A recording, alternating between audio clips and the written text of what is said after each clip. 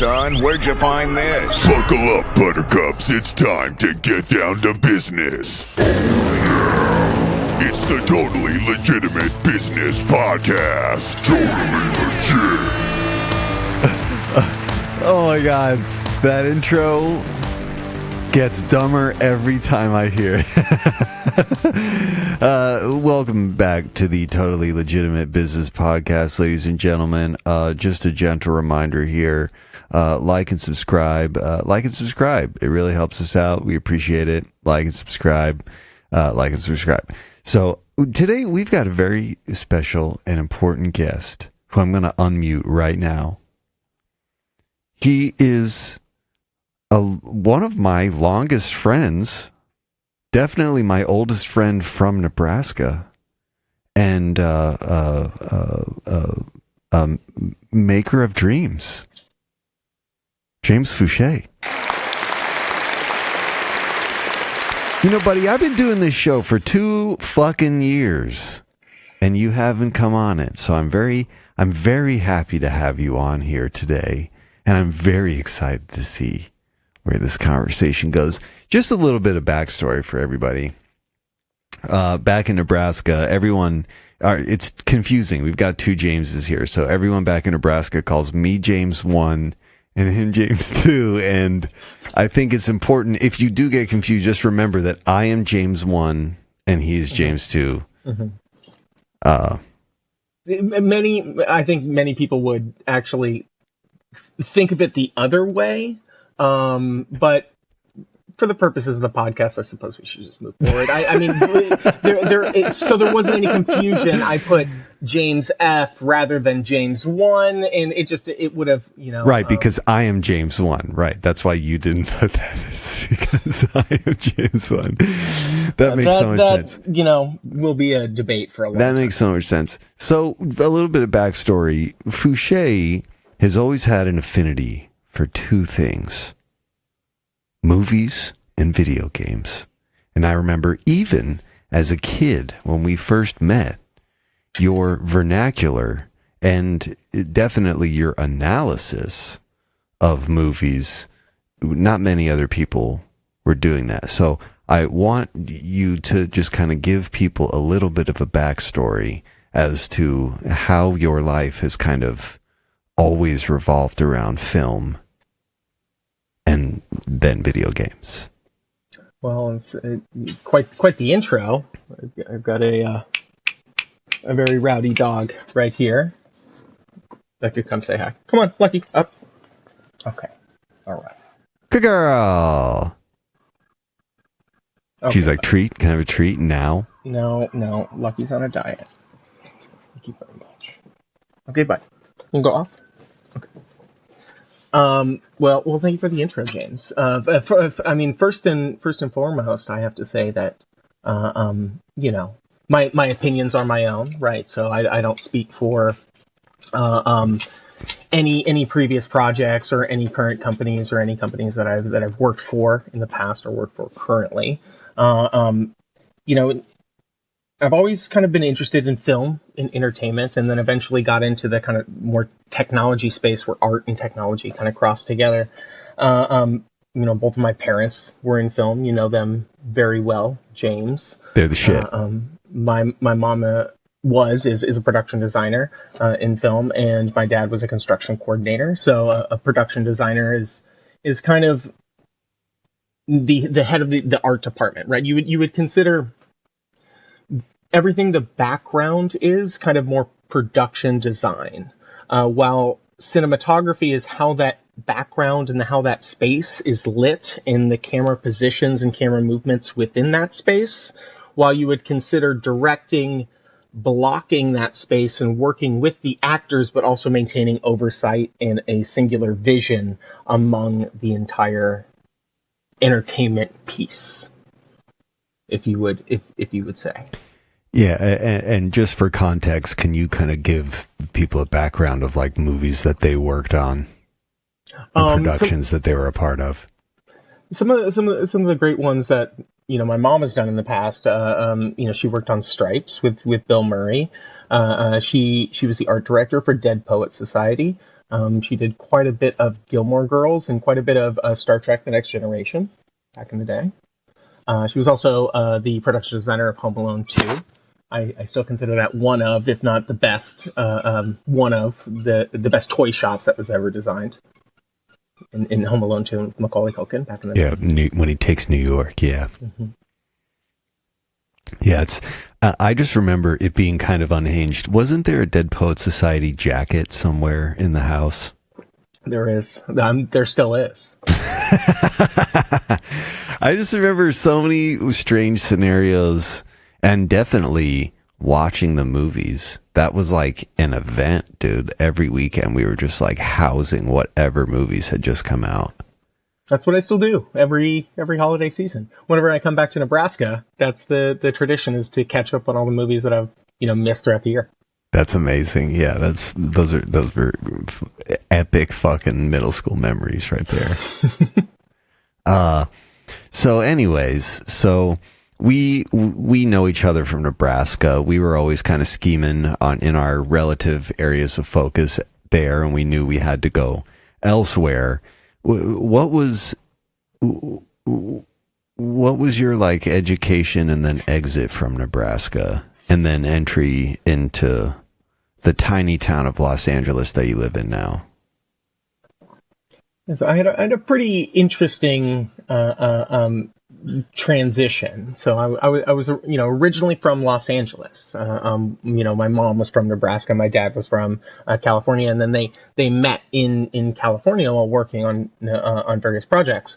So I was born out here in Los Angeles when I was around 7. I moved to Nebraska. Grew up in Nebraska. We met in middle school back in Irving. I think it was like 8th grade year. Mm-hmm. 8th grade year, so like 12, 13, maybe 14. The principal came up to me and said that there's this weird kid that moved from Florida, and would you show them around the school? Yeah, he was like, he's super hateable. He's super, like, you should, like, is it okay? Like, I know we should talk about this first before. Yeah. But you took me in. And before you knew it, we were wheeling a scaled wagon down the street, hoping it didn't break loose and crush us or somebody that we knew. That was quite the size wagon. For a social studies project. It sure was, yeah. Miss McKee's class. 8th or 9th grade? It was like such a sure win A that we 100%. Didn't even care. We were like, we're getting an A. We're getting an A. We don't have to do any reporting, any writing, any quote unquote work. At the same time, my dad helped us assemble a, I don't know, 5-6 feet tall replica of a working covered wagon. It was like it was like maybe a 1 to 5 scale. It was pretty scaled down, but it was bit like two medium-sized middle school kids could fit in it comfortably. Oh, absolutely. And it rolled. Like we probably rolled that thing more than a mile, and it had we didn't have steel rims around the wheels or anything. Those are wood wheels. Any crazy axle scenario. It was just like wheels on a platform, but that was fucking sick. That was fun. That was middle school. I still don't know what happened to that covered wagon. It was in the middle school for a long time. That thing, no. That thing disintegrated in the front yard. What? At one point, yours. At one point, there were like plants in it, and then it like slowly just degraded until there's nothing left. No way. Yeah, I'm pretty sure. Your front yard was ridiculous too. There's so many hilarious memories from that. I remember one 4th of July. There were like fresh fence post holes in your front yard. Mm-hmm. I don't know why, but they were there. and we got an artillery. We had a fence, and we removed the fence, and there were these. That makes sense. Okay, so they were fresh. They were pretty. They were pretty deep. And at some point, we just started throwing fireworks into that hole, and then at the end of the night, we're just like, all right, we're gonna dump whatever loose fireworks we have plus this artillery shell. Right. And we lit it, and I remember, fortunately, no one was around. But that, like, it shook the earth in a different way. That hole looked like a fucking meteor came out of the sky. Oh my god! I also remember a party getting super out of hand, and your mom taking a hose and just hosing people out of the front yard. And it was hilarious. I remember people were like, "Don't hit me with the hose," and she's like, "Get off my yard." It was amazing. Didn't you also hose somebody down in the front yard? I think to get somebody off of the lawn for some sort of a rowdy situation. That may have been the same scenario, or maybe it was a different scenario. It was like you and my mom sharing the hose, working together. Maybe that could also have been it, because I was like, "Oh, we're spraying people with a hose now. Oh, this is getting tasty."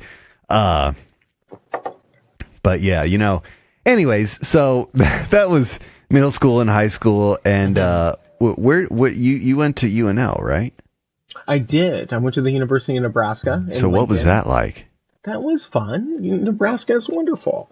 I've got no complaints. I didn't go there though. Well, I mean, Lincoln, Nebraska is a very college town, I would say, with the university being such a large a part of the city. I had a good time in Lincoln, Nebraska. I went for thinking about pre-law and thinking about going into the business side, and then ended up, joining the film industry like I thought I probably would, and actually went for a degree in film criticism and writing and screenwriting, mainly focused on film criticism through the university. Everybody's a critic. My degree is essentially to work at a paper, to be a film critic, while at the same time going on set with on various locations and trying to work in different departments. So I spent a lot of my early childhood jumping between different departments and being a little rowdy kid running around the back lot of set trying to help or steal craft service and cause a problem, depending on the age that kids do. Yeah, exactly. As kids on a set would do. Climb the rafters and watch shows tape without them knowing I was there, and sound stages. I would steal golf carts and leave them in random places. I remember walking into different productions and pretending I'm an extra when I was very young, and eating their craft service, which was delicious. But I went to school for film criticism, and then ended up kind of working in camera and then production and dabbling between the two. And then after I graduated, I packed everything into a car and drove back to Los Angeles. Now, what was the transition from Nebraska to Los Angeles as an adult like? It was very interesting. I had been there multiple times, but I hadn't driven there, right? So I don't really know the city. I don't really know where I'm going. So it's like learning the entire city over again. It was interesting. I went and crashed on our mutual friend Ian Brown's couch. And as one does, Ian had moved out there previously, was in a band as a drummer, and I crashed on his couch for a little while and looked for a job somewhat related to the film industry until I got in. What shitty jobs did you work before you started getting the good jobs? I mean, I've always worked in various places. I would say I used to be a doughboy for Paisano's Pizza. That was fun. That actually does kind of sound fun. It was pretty fun. I'm not gonna lie. I got a lot of pizza. It was kind of delicious. I was not, as young as I was, which was 14. The second year legal in Nebraska to work is when I started. Is when I started working at Paisano's. Right down the street. not trusted with making the pizzas, but only the dough. And then I would just prepare them one step at a time, buddy. one step at a time, right? And I worked at Ideal Market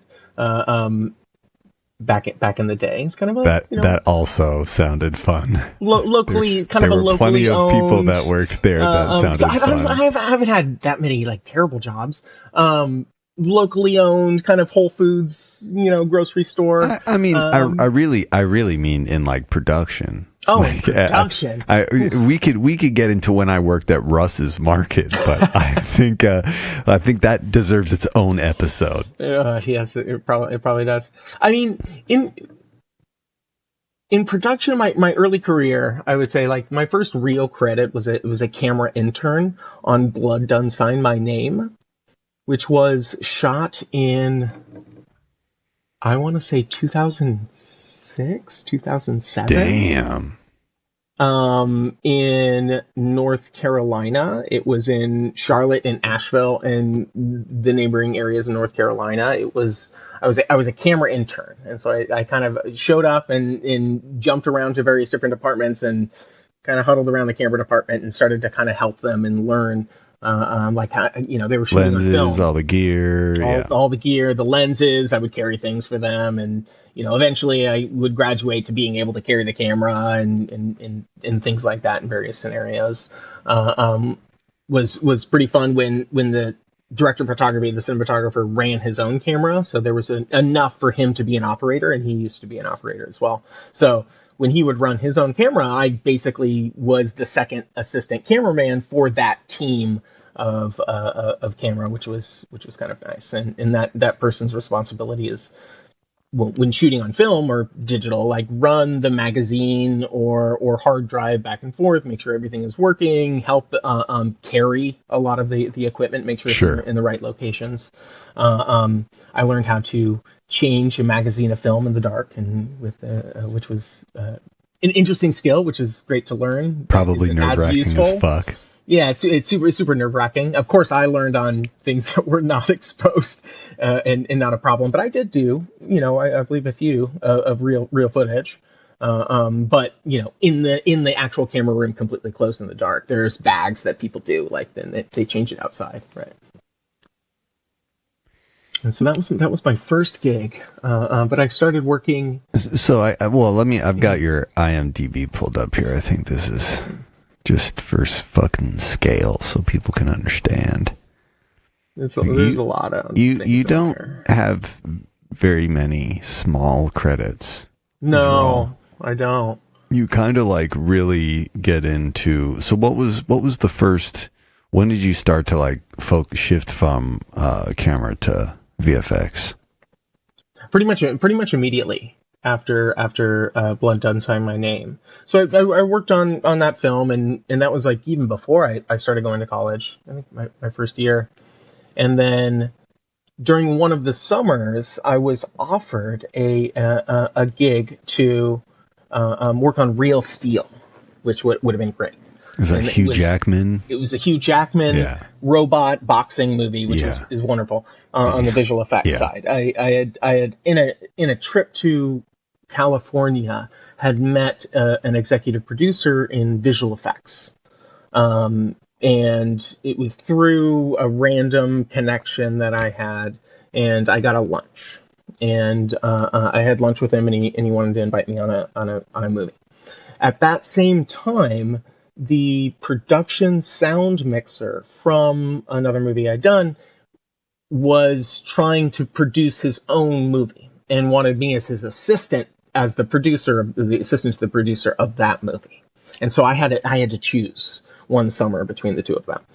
And I remember weighing the different decisions and wanting to go specifically in the visual effects world for a bigger movie, but the kind of production on set world as the assistant to the producer of kind of a little bit of a smaller movie. I ended up choosing to go on set as the assistant to the producer. Unfortunately, because this is how the entertainment world works, that movie didn't end up getting shot. And I had chosen to do the other one, and they had gotten somebody else, and that was that. And that was very, very unfortunate of me. But thankfully, that executive producer gave me another chance. And so when I moved out to Los Angeles, I started working at a camera rental house, as any budding young camera person does. Yeah, you worked there. That's right. Mm-hmm. So a camera rental house is, in film, nobody the movies don't own their own cameras. They shoot for 3 months, 2 months, a month. Why would you want to buy it's too much overhead. Yeah, why would you want to buy a super expensive camera, or 10 of them, right? So they go to these rental houses. I work specifically in VER in Burbank.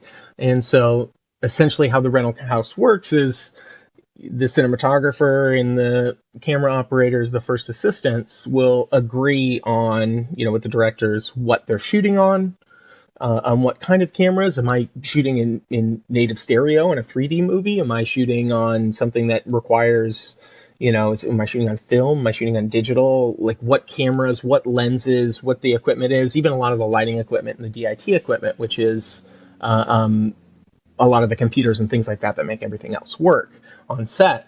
And so they take these to these larger houses, these lists, and say, I want to rent this for 30 days and this one for 60 and this one for 90 and go through this list. And a lot of the times the first assistant camera person is the one who comes up and picks up the equipment for the film. Sure. And so if you work as I did at one of these rental houses, there's various jobs, but a lot of the times you're running around the rental house, with the list of equipment for orders. I've got 2 orders today or 1, right? And I'm gathering the lenses and gathering the equipment and making sure the camera works and making sure this works. And then I, know that this person is showing up 3 p.m. and I have everything scheduled and everything laid out. And it's like, welcome, and here is your stuff. And thank you very much. Let me know if everything is to your liking. And then the goal is eventually one of those first assistant comes in, is like, my second assistant quit. You looking for a job, kid? You looking for a job, kid? You looking for a job, kid? I want you on this movie. And then you throw off your apron in the air and go, I'm out of here, I quit. And then you go and do the movie. And that's how basically every camera person starts in the industry. Wow, and the so industry is so mysterious, It's so mysterious. So camera's a really interesting department.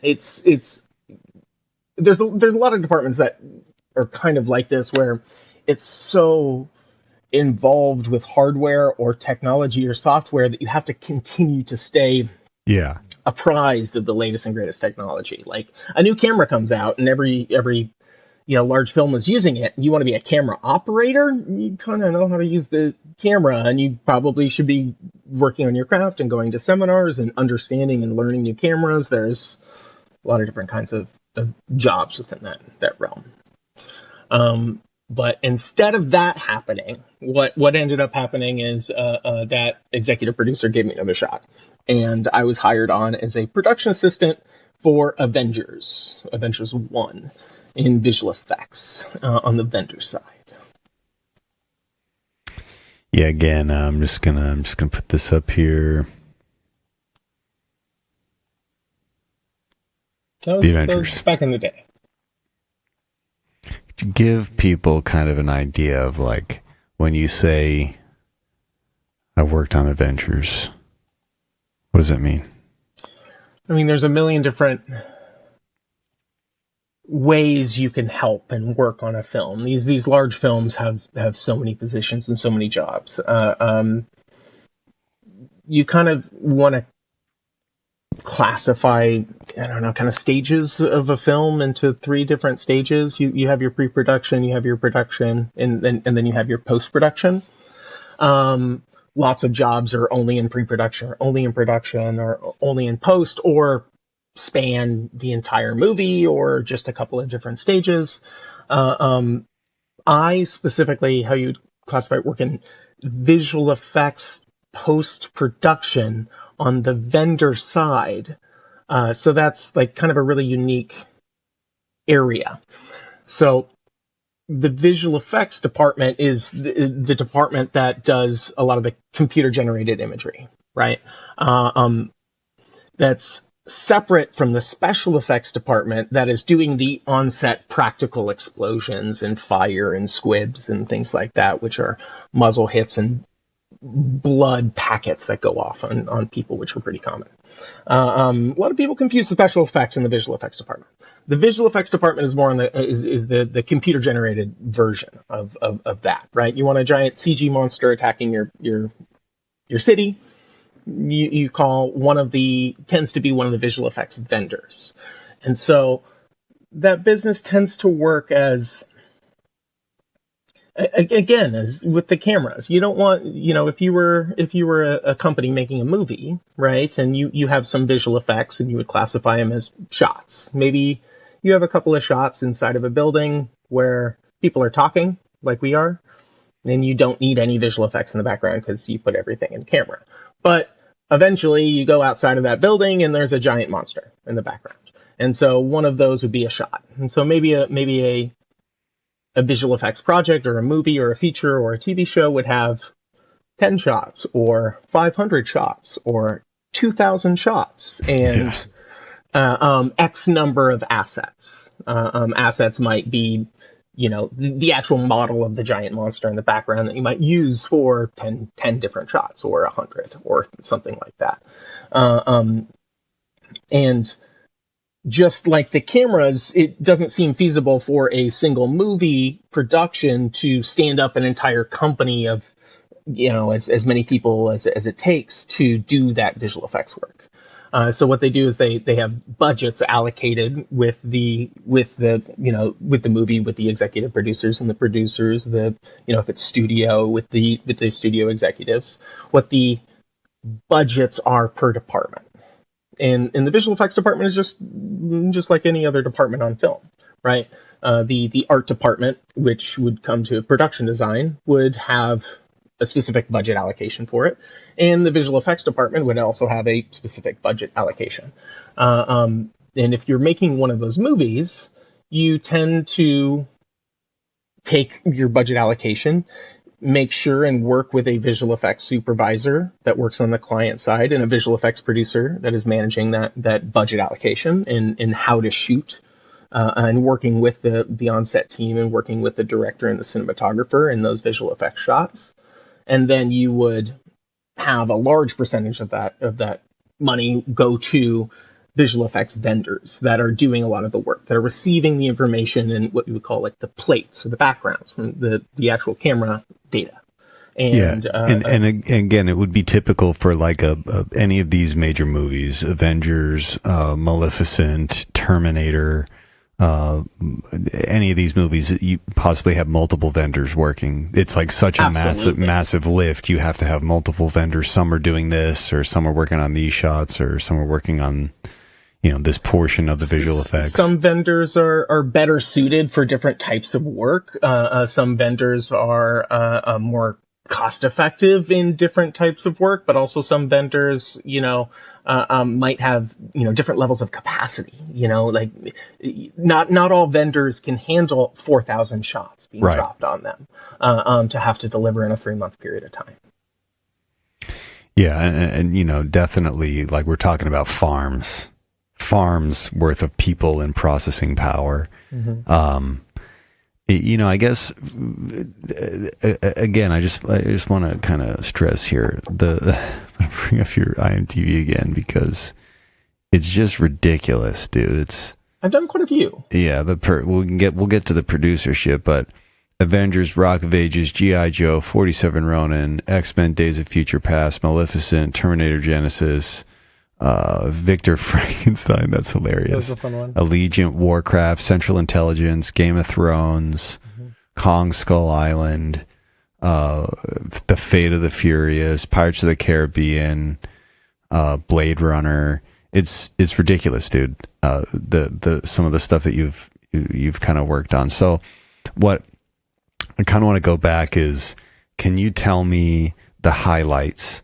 Like, but don't talk even at all about getting to video games. That can kind of be its own thing here. I want to know the highlights of doing visual effects. Like, I want to know about the movies where when you were on them, you're like, damn, I did some movies, but this one is a fucking different level. I mean, like which movies were the level ups? There was quite a few. I mean, that first one coming in from working on a lot of smaller, I don't want to say smaller budgets, but smaller budget, pictures. And then all of a sudden I remember moving to Los Angeles and sleeping on my musician friend's couch, living in his living room, right? And in driving to Burbank to work at the camera rental house. And then all of a sudden I was staying with a friend of my mom's because it was a little bit closer, and driving into work and then seeing Avengers and working directly on the very first Avenger. I knew that was a huge level up at that time. Yeah. And I ended up with this was a pretty interesting time, moving to like a little garage converted guest house, and it was kind of there was that place was sick. Do you remember the garage converted guest house in the Palisades? Yeah, I do remember that. That place was sick. There was an interesting creature that lived underneath that place that would make sounds at all types. All times of the night. Yeah, there was a weird demon. I'm pretty sure it was a possum. Yeah, it was. For sure. It lived under the shower. It was a demon. It made noises. I never saw it. That's a humanoid demon. It scared me really bad multiple times throughout the night because I thought somebody. It felt like somebody was breaking in. It was. That's amazing. Terrible noises. It was fun.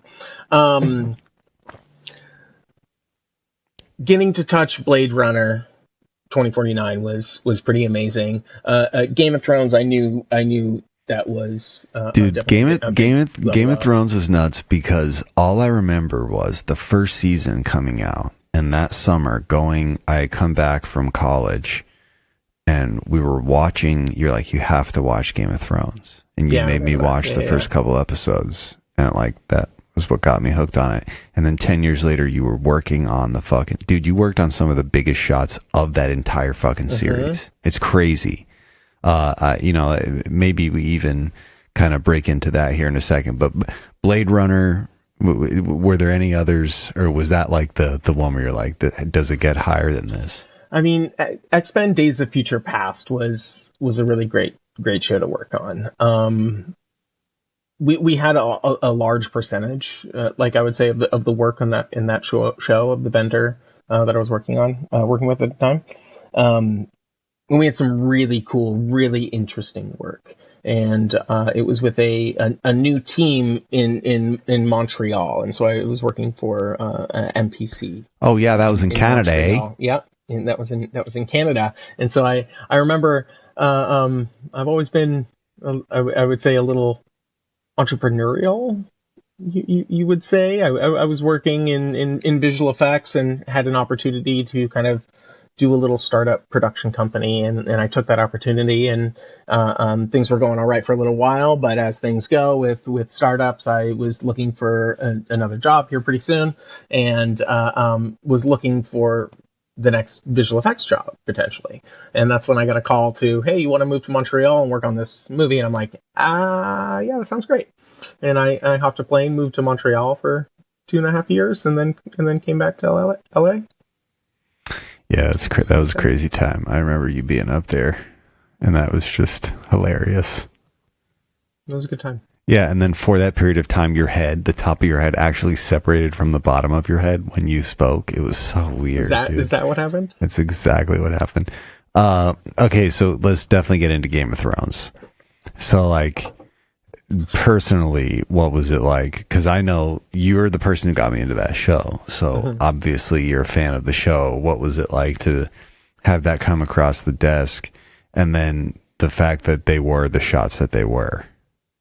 It was just a lot of fun to work on it, and it was kind of a moment that came full circle. I remember watching the show with you and with a couple others. Me and another friend of ours would watch the show all the time, and we would be reading the books at the same time, and I think we watched the whole first season And then we read the first 3 books before the second season came out.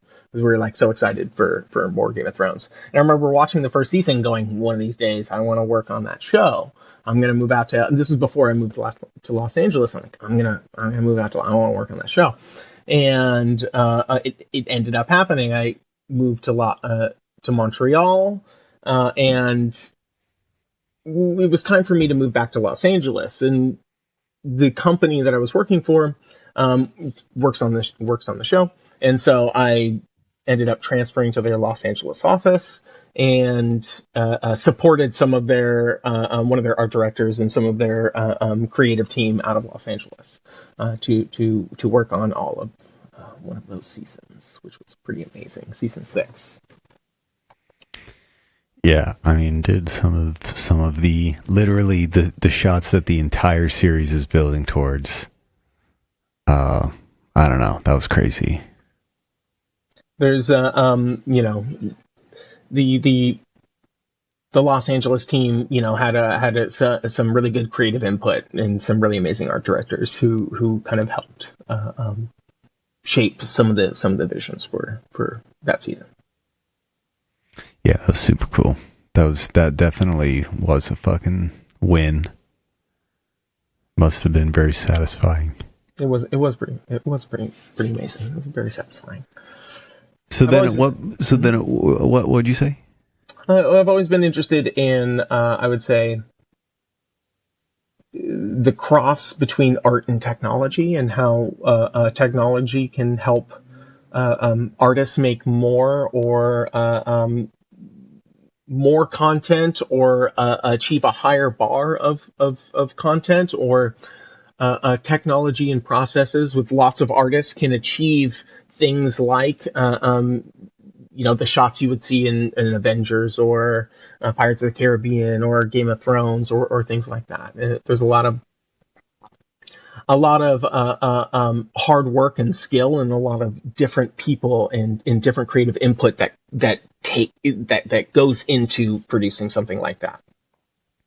Yeah, again, teams, warehouses of people and computing power to make that shit happen. So when does it switch to games? It would be in 2019. I ended up doing a movie on set, and so instead of working on the vendor side, I was on set for this separate film, and part of helping capture the data and organize it for the post-production team that would actually do the visual effects in the end of the day. And after that film, I only did production. I didn't move into the post-production for that specific movie, and I was in Nebraska for a little while. I moved back to Los Angeles, and I was looking for the next role, the next adventure, and I ended up falling into the gaming world and working on some pretty amazing games, specifically on the art and asset tracking side. Yeah, there's another hilarious full circle thing, because I remember so many times where we would be in middle school or high school, and you've always just been like really good at video games, and there's so many people have said to you, like, dude, if you could get fucking paid to play video games, if you could get paid to play video games, I do other things besides play them. But what I mean is you've just always been really good at them. Like even Halo, like you were doing shit. I was like, how the fuck are you doing that? I remember being pretty good at Halo way back in the day. Dude, you fucking slated Halo. Those are the LAN party days, and those were fucking righteous. But I just remember you being able to pull off shit in any game we were playing that I was like, I can't do that. But, again, like 10 years later, then working on games that we definitely played. Mm-hmm. And it's just really funny. So like what, I guess my question here really is, you migrated to that industry at the exact right moment, right before COVID. Because had you been in film production, your situation would have been decidedly different. Film production had a different transition during the COVID times. Well, even I was seeing something the other day about like reports about film production and media production in general, and like everything is down. Everything is down, even this far out. So this is kind of something that we've always talked about, but with that slope in those industries and how people are consuming that kind of media, what role do you see video games playing as media and how we experience media into the future? Well, I mean, definitely, want to say again that, my opinions are my own, and I do not speak for any of the previous projects or any of the previous companies I've worked with or any company that I currently work for. I think that gaming and the power of gaming engines, like I like to think of entertainment in kind of two different spheres: gaming entertainment and film entertainment and things like that. I would maybe consider live entertainment in a different sphere, but into passive or active entertainment, right? Passive entertainment would be something that maybe you're watching this podcast or you're watching something else, and you are there's nothing that you're doing that is changing. Yeah, you're not interacting with the media. Yeah, right. Yeah. But then there's also things like, even with Balderdash, like one of the previous things that came out on Netflix, where it was like kind of a film or a interactive film or display that you can change the path of the video that you're watching. I would consider that more in the interactive realm. Some games might be, or games as you would call them, might be more interactive than others. Maybe one just has a button to take you from left path to right path. Maybe another has many buttons so you can control your entire world. And in interactive entertainment, and the technology used to make those things can also help film in more passive entertainment as well. And you see a lot of that with some of the LCD light stages in the new ways of capturing for visual effects and for film, as you would see now, like things like The Mandalorian and a lot of these new projects are shot on these. Instead of using green screens, as you would expect, there's a little bit, if you notice, a little bit of green bleed or light leak, as you might call it, essentially a green reflection on the skin.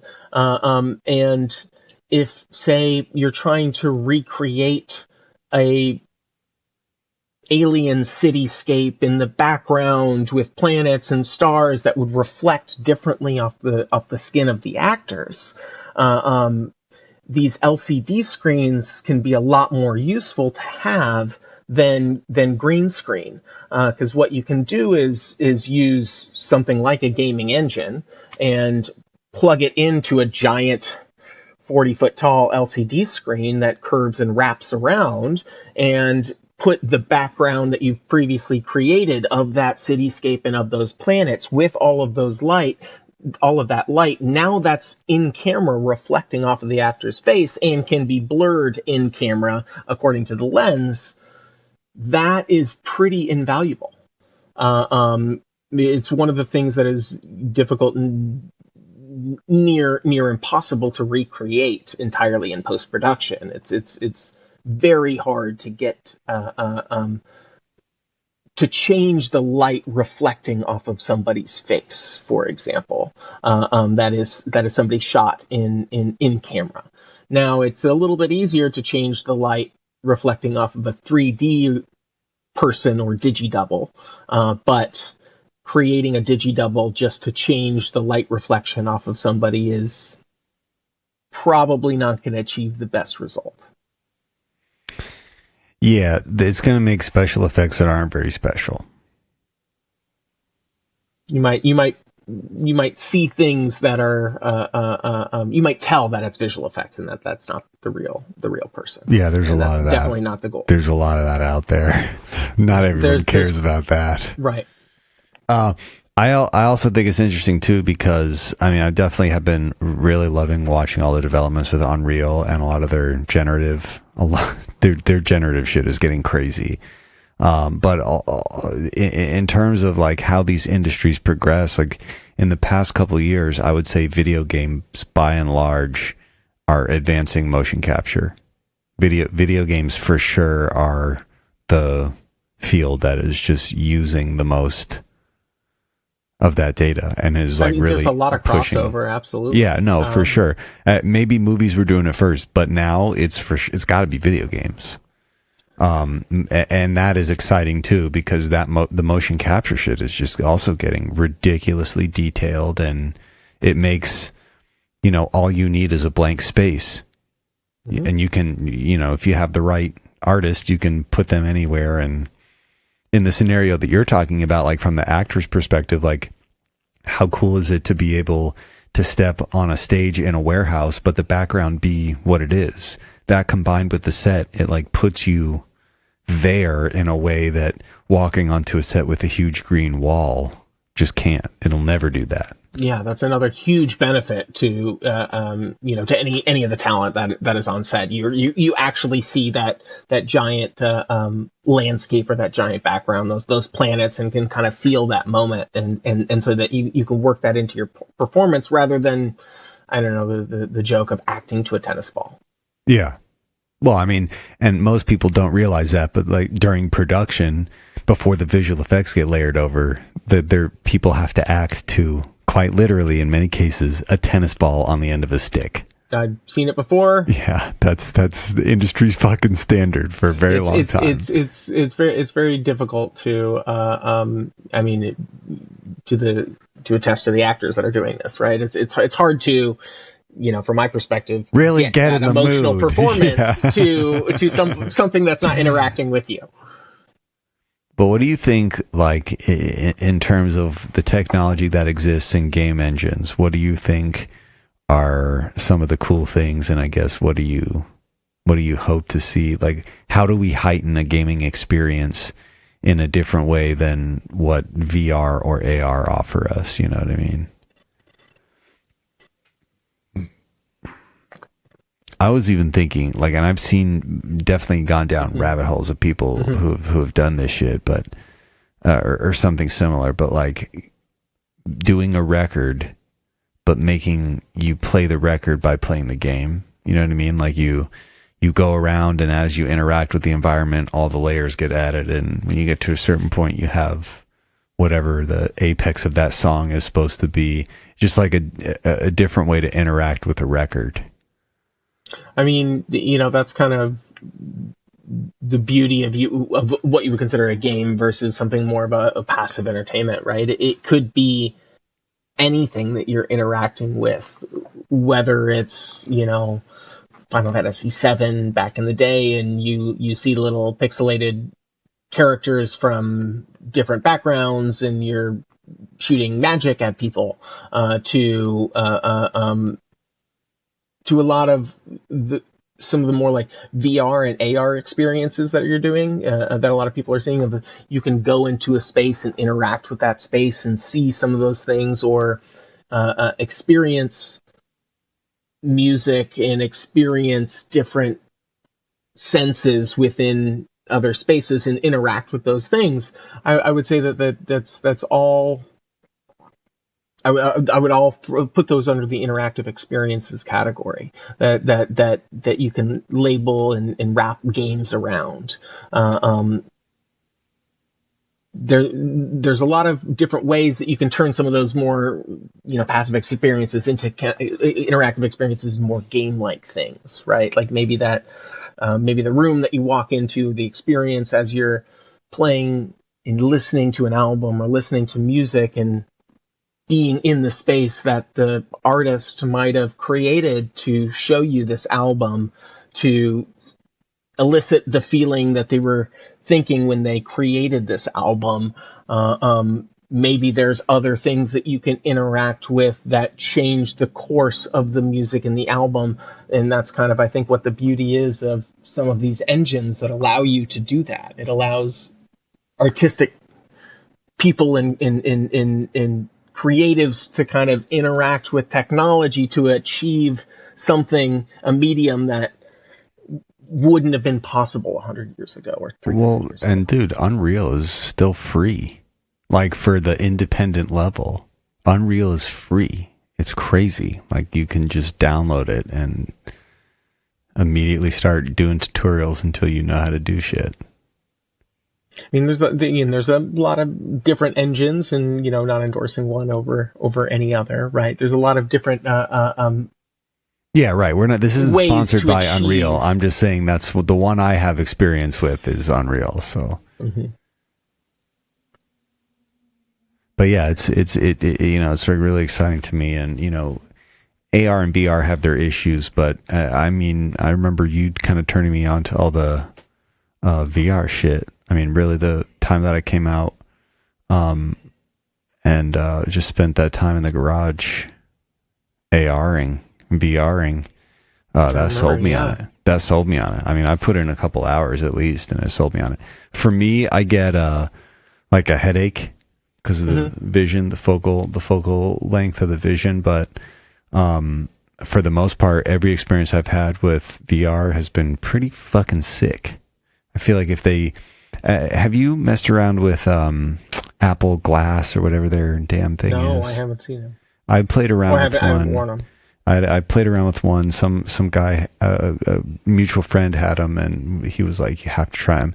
And it was pretty cool. It was definitely more comfortable than AR because you're not completely cut off. Like you still have the pass through vision of whatever's happening in the room around you, but that's kind of blurry. It's interesting. Same thing though. I don't think I could wear those for a couple hours. Yeah, like I know what you mean, and there obviously is a lot of work being put into hardware as that's sure. getting That better and better. To me, that's like the hump they have to get over. We already have the things to make it look cool, but making the hardware not vertigo inducing. Yep. I was working in VR back in that time when you came to that garage. Right, dude. And you guys were handling business upstairs, and I was playing. I was smashing planets into each other. Oh, that was a lot of fun. Yeah, absolutely. That was Universal Sandbox or whatever. Yeah, we did a couple of different things in the VR space before I went back into film and visual effects. Do you also like? You've always been a person who's been on to whatever game is coming out. Like, is there still a part of playing a game, like a new game, that it like excites you? Like, because you really are you're always talking about having the game, when I'm like, that game is a game? They released a game? And again, it's obviously it's different for you because you work in the industry, and like it is imperative that you do play a bunch of different games so you understand what makes a good game, and how a good game should run. But I've always wondered, is like the hunt for the random gems, is that like a part of it, or are you just like, I'm playing all the game, any game that comes out that people are playing, I want to play it because I need to know. There's so many games now. It's that's what I'm saying. There's so many. I definitely hunt for the random gems. I like to play a lot of the large games that come out that are generating a lot of buzz, but also a lot of the indie games that have great reviews are also generating a lot of buzz, or that strike my fancy in a specific way. I do follow a couple of different indie game YouTube channels that report and kind of review some of these games, and I am somewhat informed about which games I might jump into by a few of these channels. And I like looking for a lot of different games, but at the same time, I don't have as much time as I used to have, and so I don't finish as many games as I'd like to, and I like to start and look through a lot of these games and understand what the game is and understand the game loop. And then sometimes I'll watch a video about how the game ends or what progresses at the end of it. And then I can spend my time jumping onto another game. Yeah, it's just so interesting too, because it's like you have to do it.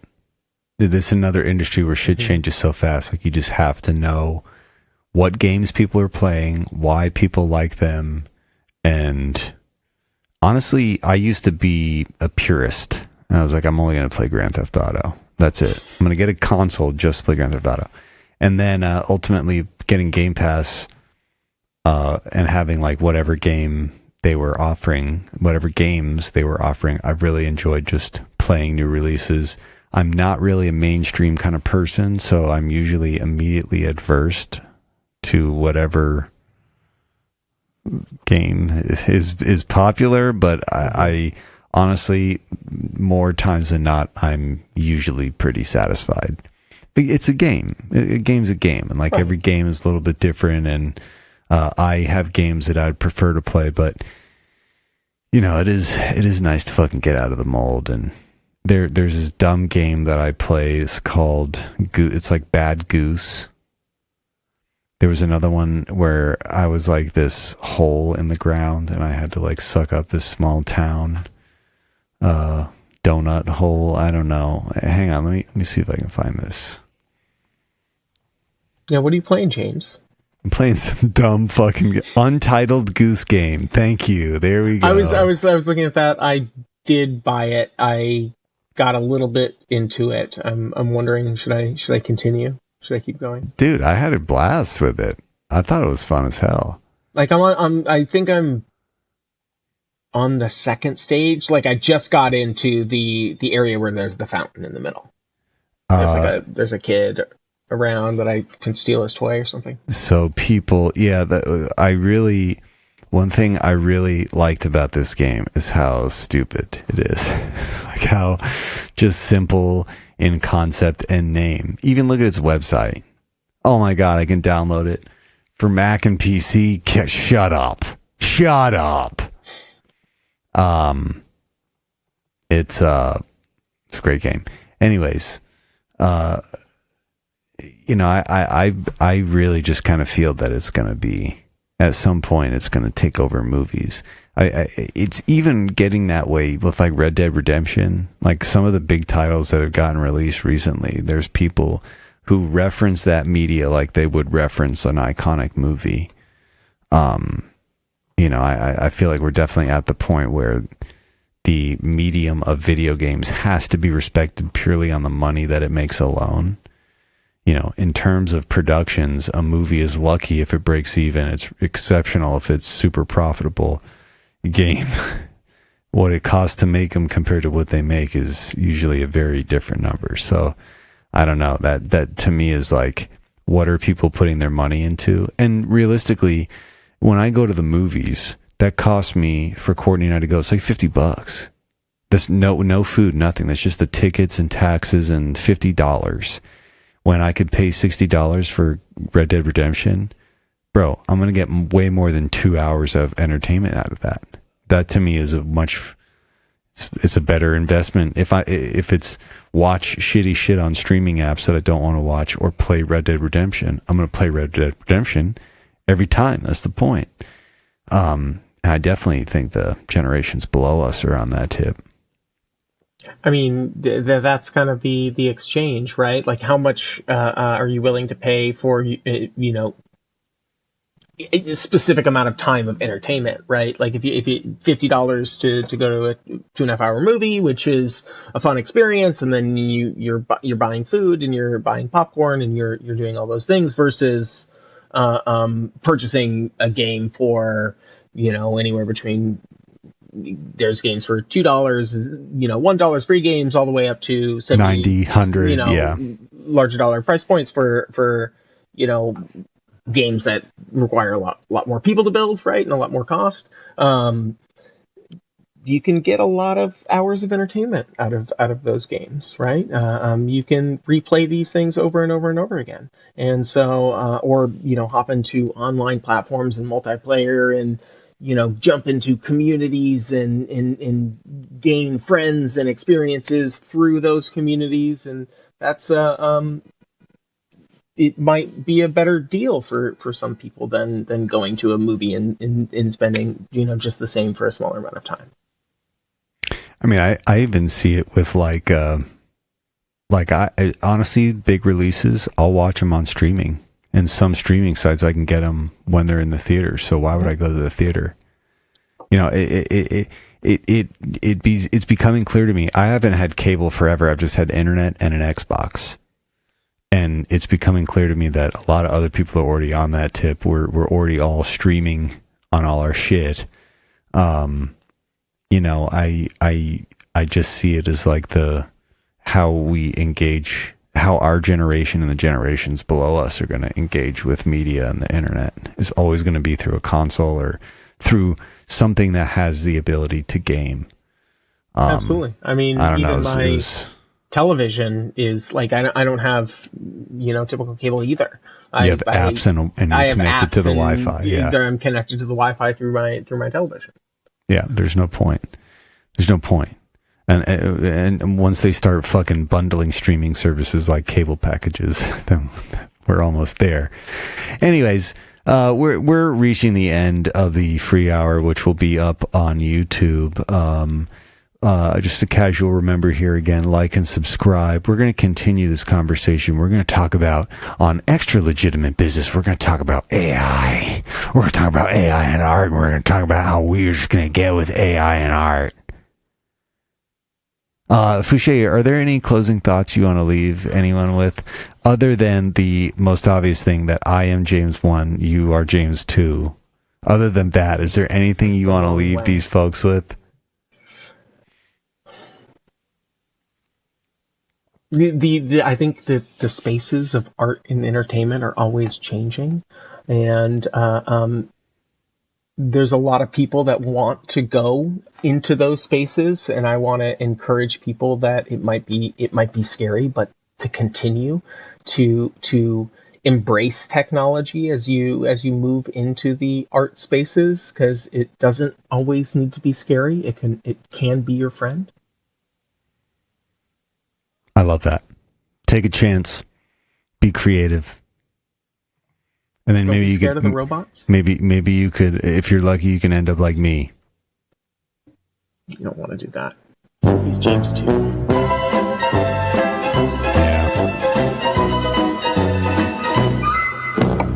Yeah. That's pretty bad. Well, anyways, this has been the Totally Legitimate Business Podcast. We'll see you later, folks.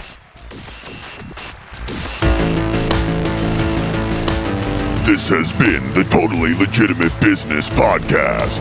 The End. With your host, James Oliva. Executive producers, Clint G and James Oliva. Literally no one cares. Sound design, mix, and master by James Oliva. When will this end? Thank you for listening. Now get back to work. Move it along, buddy.